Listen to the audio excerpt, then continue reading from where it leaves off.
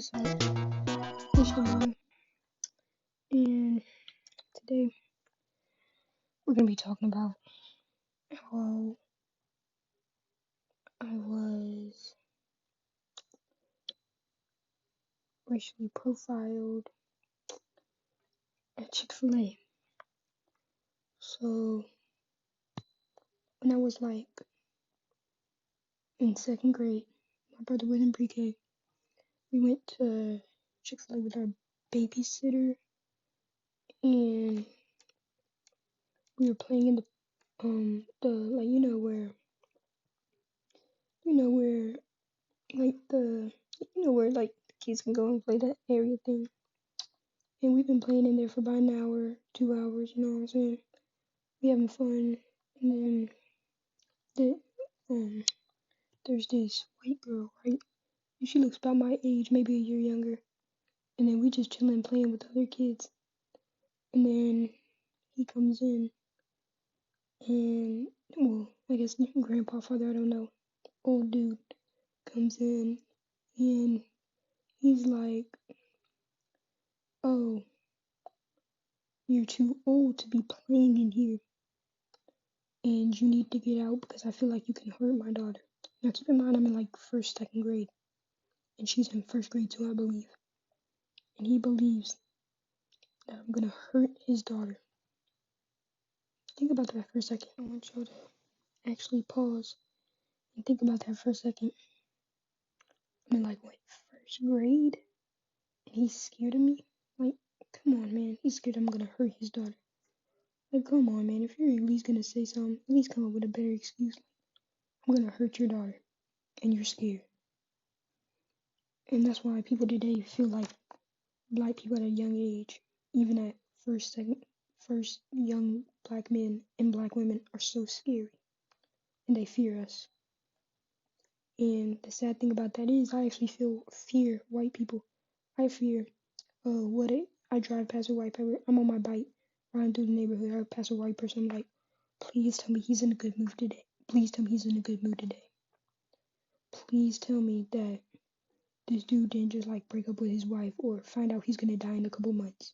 So he's gonna decide, and he's racist, so he's just gonna decide to kill me just because he's gonna die, so it doesn't matter to him anyway. You know, and that really scares me, you know what I'm saying? And I'm really scared for my brother as well, because he's really young, you know what I'm saying? And like every day he goes to school or something, I'm scared that something might happen to him, you know, just out anywhere. And I feel like this stuff doesn't get addressed as much as it needs to be. And even though like, oh, slavery, racism, whatever, ended, I don't know how many times ago, it still goes on today. And you can tell with George Floyd and everything, and Breonna Taylor and all that, there's no way that it just goes on now. I don't want to hear that. It's still going on. And I feel like people need to notice it more and take it up as an actual issue instead of just shrugging it off and saying, oh, it's all in the past, it's behind us. No. You don't get to just enslave people. And the thing was, black people had slaves too. If you did your research, black people had slaves too. They enslaved their own people. But the difference was they enslaved it because they were slaves.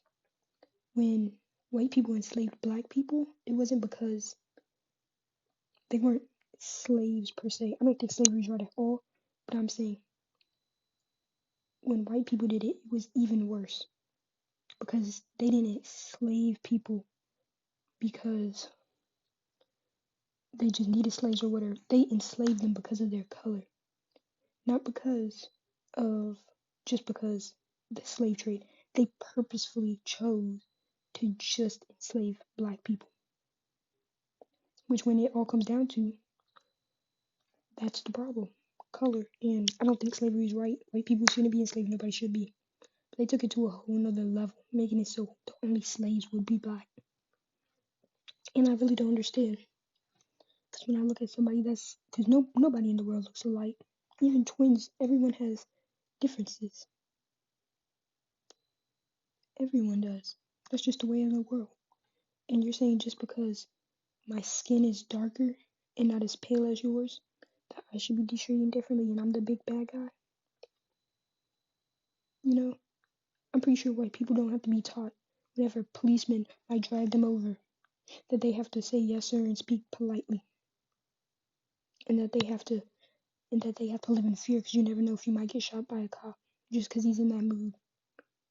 And the sad thing is, the reason they keep doing it is because they know they're not going to get punished. Just like a child, if you don't punish him, what is he going to do? He's going to keep on doing it.